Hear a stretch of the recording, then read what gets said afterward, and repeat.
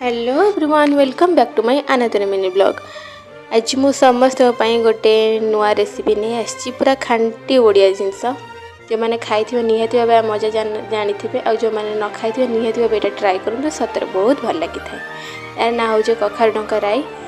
कखार डंका राई मु कखार डंका को भल भाव बाछिकी काटिकी नहीं जापर ये कखारू पत्र आ डेम्फू को काटिकी नहीं जाऊँगी। प्राय लोक अच्छे फोपाड़ी दिखती प्लीज या फोपाड़तुनि बहुत भल लगे से मु आलू बैगण कखारू ए सब नहीं काटिकी ये कला कला पत्र को बाछिकी नहीं ताकू बछा बछी कर सारापर फोपाड़े आपको पकईदेवे प्लीज। तापर ये कढ़ाई में तेल देती बिरी बड़ी नहीं बिरी बड़ी भाजी सारे काटिक रखी परिवा गुड़िक लुण हलदी आनी गोली सारापर 5 मिनट सिझा को छाड़ी दिंतु।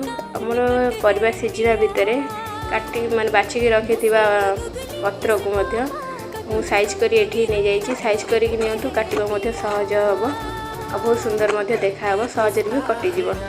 तापर ये आमर परिवा सिझी जाइए परिवा को गोटे जगार काढ़ी सारे कढ़ाई तेल 5 फुटण बेसर पकई सारिकी लुण हलदी लंका गुंड जीरा गुंड और धनिया गुंड पकईना गोले नेली। तापर ये काटिकी रखिया गोटे टमाटो पकई गोले नेली।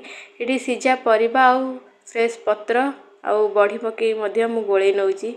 हाँ सांग मैंने दयाकोरी मो चैनल को सब्सक्राइब आउ लाइक कमेंट निहाती भाव देकी जातु।